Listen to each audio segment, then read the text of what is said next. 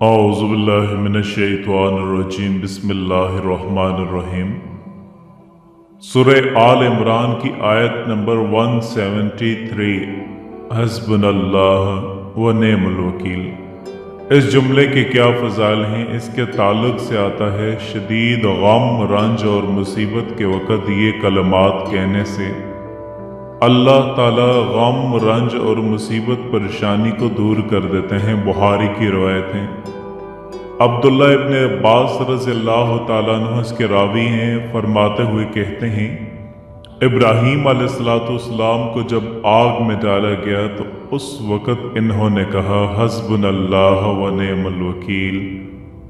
اور آپ صلی اللہ علیہ وسلم پر بھی جب کبھی مشکل آئی، پریشانی آئی، جب کبھی بھی آپ پر مشکلات اور پریشانی آئی تو آپ نے بھی یہی کہا کہ حسبنا اللہ و نعم الوکیل کہا۔ جب آپ صلی اللہ علیہ وسلم سے بعض لوگوں نے کہا کہ بے شک لوگوں نے آپ کے خلاف ایک بڑا لشکر جمع کر لیا ہے، ان سے ڈرو، تو یہ سن کر کے ان کا ایمان اور بھی زیادہ ہو گیا اور انہوں نے یہ جواب دیا حسبنا اللہ و نعم الوکیل، کہ اللہ ہمارے لیے کافی ہے اور وہ بہترین کارساز ہے۔ اللہ ہمارے لیے کافی ہے اور وہ بہترین کارساز ہے۔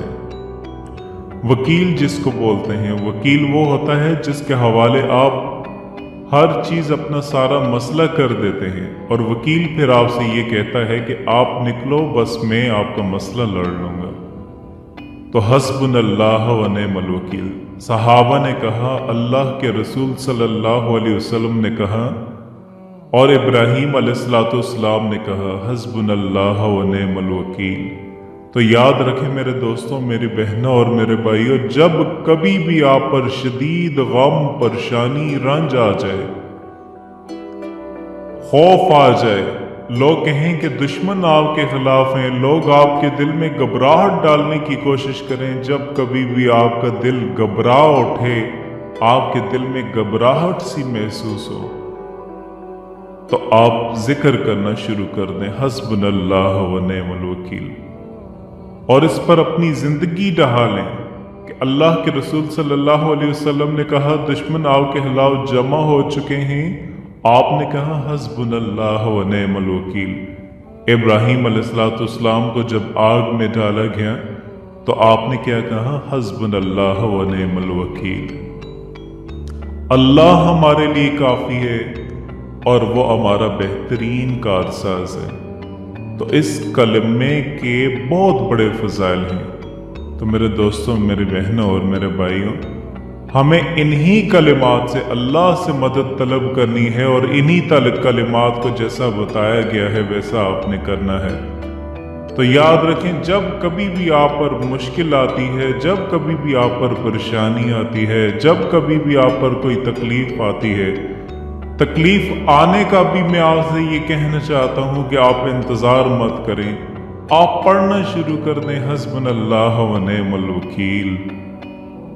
آپ پڑھنا شروع کر دیں حسبنا اللہ و نعم الوکیل، حسبنا اللہ و نعم الوکیل۔ ہر نماز کے بعد آپ روزانہ 33 مرتبہ ان کو پڑھنا شروع کر دیں۔ اگر ہر نماز کے بعد نہیں پڑھ سکتے تو دن میں کسی بھی مرتبہ آپ پڑھ دیں حسبنا اللہ و نعم الوکیل، حسبنا اللہ و نعم الوکیل۔ تو آج ہم قرآن سے کتنے دور ہیں یاد رکھیں۔ قرآن کریم کی صرف ایک آیت کا معجزہ اتنا بڑا ہے، تو آپ خود یاد رکھیں کہ پورے قرآن کریم کا پڑھنا کتنا زیادہ باعث رحمت ہوگا۔ میں آپ کو آپ صلی اللہ علیہ وسلم کی ایک بات بتانا چاہتا ہوں۔ قرآن کریم کی ایک ایک آیت ہیرے اور موتی اور جواہرات اس میں بھرے ہوئے ہیں۔ اسی طرح آپ صلی اللہ علیہ وسلم ایک آیت کو بیان کرتے ہوئے فرماتے ہیں کہ میں قرآن کریم کی ایک ایسی آیت جانتا ہوں، اگر تمہیں معلوم ہو جائے کہ لوگ اس کو تھام لیں، اس کو پکڑ لیں، تو ان کے لیے وہ آیت کافی ہو جاتی ہے۔ एक आयत कुरान करीम की जो मैं जानता हूँ, अगर लोग उसको थाम लें, उस पर अमल पेरा हो जाएं, उसको रूह में उतार लें, उसको अपने अमल का हिस्सा बना लें, उस पर यकीन कर लें, तो फरमाया कि वो एक आयत ही उनकी पूरी जिंदगी के लिए काफी हो जाती है। अल्लाह अकबर। और वो आयत क्या है? आप सल्लल्लाहु अलैहि वसल्लम ने फरमाया, वमन यत्तकिल्लाहु यजअल लहू महरजा व यरज़ुकुहु मिन हैसु ला यहतसिब, कि जो अल्लाह से डरता है अल्लाह उसके लिए रास्ते खोल देते हैं और उसको वहां से रिज्क देता है जहां से उसको गुमान भी नहीं होता। मैं आपको अपनी आप बीती बताना चाहता हूं कि एक मर्तबा हम तबलीगी जमात के सफ़र पर थे, तो हमारी जमात चंद साथी उसमें ऐसे थे कि बड़ी जमात हो गई थी और एक गाड़ी करना हमारे लिए मुश्किल था। मैं और एक और साथी वो एक अलग गाड़ी में सफ़र पर थे और जमात हमारे आगे थी, तो उनसे हमारा राब्ता नहीं हो पा रहा था। तो उसी दौरान पेट्रोल ख़त्म हो गया। तो इत्तफाक से उस वक़्त हमारे पास कोई रकम जेब में पड़ी नहीं थी कि जिससे हम पेट्रोल डाल सकें। तो मैंने अपने उस वक्त जो पास मेरे साथी से उनसे कहा कि पास कोई करीब तरीन साथी हो, उसका नंबर हो तो उसको फ़ोन करें कि हमें थोड़ी सी रकम भेज दें ताकि हम गाड़ी में थोड़ा सा पेट्रोल डाल दें, और अगर करीब कोई दोस्त अहबाब हो तो हम इतना सफ़र कर सकें कि उस तक पहुंच जाएं। तो अचानक एक साथी याद आ गया कि वो ये दूसरी तीसरी रोड के ऊपर उसका घर है, तो हमने गाड़ी उधर मोड़ ली। अभी याद रखें आप, यकीन माने उनके घर नहीं पहुंच पाए थे कि एक आदमी हमें देख कर के अशाज बशाश हो गया और उसने फौरन गाड़ी रोकी। अभी हम उस दोस्त के घर नहीं पहुंचे थे, वो हमें मिला, वाकफियत भी थी, लेकिन इतनी ज़्यादा उससे वाकफियत और शनासाई नहीं थी। तो किसी इज्तिमा में उसने बुलाया था, तो मुलाकात हुई थी, वहाँ बयान करके आए थे।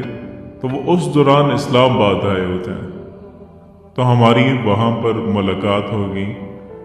तो वो जल्दी से जेब में हाथ डाल करके कुछ रकम थी उसके पास, वो पेश करके कहने लगा कि वो 2-3 साल पुरानी बात है। कहा, आप एक जलसे में गए थे, हम आपकी कोई खिदमत करना चाहते थे लेकिन आप पकड़ाई नहीं दिए, तो ये है आपका तोहफा।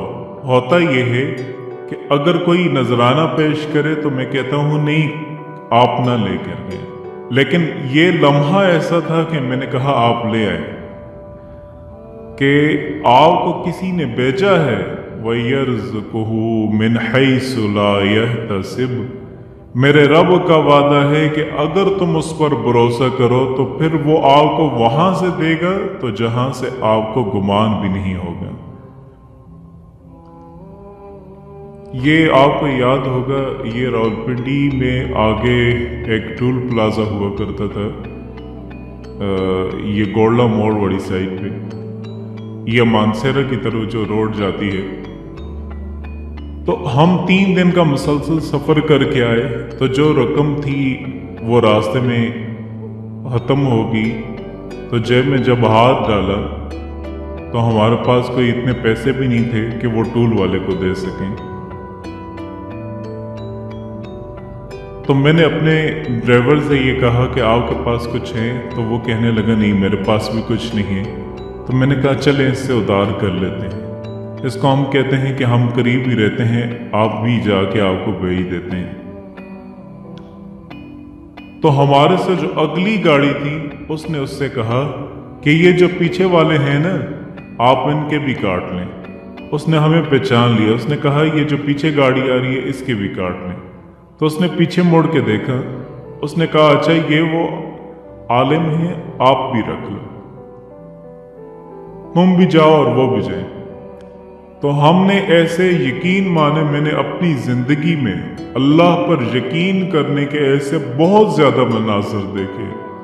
تو اللہ کے محبوب صلی اللہ علیہ وسلم فرماتے ہیں قرآن میں ایک ایسی آیت ہے کہ اگر تمہیں پتہ چل جائے اور اس پر تمہارا عمل ہو جائے تو تمہیں وہاں سے رزق دے گا جہاں سے تمہیں ذہن و گمان بھی نہیں ہوگا۔ اللہ اکبر، بہت سارے واقعات زندگی میں ایسے ہوتے ہیں، یہ اچانک دو واقعات ذہن میں آگے جو میں نے آپ کو بتا دی تاکہ اس سے یقین ہو جائے، بالخصوص آپ لوگوں کے جو سن رہے ہیں خاص طور پر یہ باتیں ہیں کہ دیکھیں جب انسان اللہ پہ یقین کرتا ہے تو اللہ کہاں کہاں سے اس کو دے دیتے ہیں۔ تو سارا قرآن اس کی تلاوت میں اگر آپ گزار دیں، سارا قرآن اگر آپ پڑھنا شروع کر دیں تو کیا کیا چیزیں بھر دے گا، کتنی نیکیوں سے اللہ پاک بھر دے گا، جنت میں کتنی نعمتوں سے اللہ پاک آپ کو بھر دے گا، یہ ہم نہیں جانتے۔ تو میرے دوستو، قرآن مجید سے آپ دل لگائیے اور اس کو ایسا ہی سمجھیں جیسا سمجھایا گیا ہے۔ تو ان آیتوں کو جو میں نے آپ کو بتائی ہیں اس کو آپ پڑھنا شروع کر دیں، جیسا بتایا ہے آپ پڑھنا شروع کر دیں۔ جب موقع ملے کہ کوئی آپ کو ضرورت نہیں کہ آپ کوئی دن ناغہ بھی ہو جائے، کوئی ضرورت نہیں، آپ جب کبھی بھی آپ کو یاد آ جائے آپ پڑھنا شروع کر دیں حسبنا اللہ و نعم الوکیل۔ پھر آپ دیکھیں اللہ پاک کی آپ کو غیبی مدد کہاں کہاں سے آتی ہے۔ اللہ پاک آپ کو اور مجھے اس کی سمجھ عطا فرمائے اور دین کے مطابق زندگی گزارنے کی توفیق عطا فرمائے، آمین۔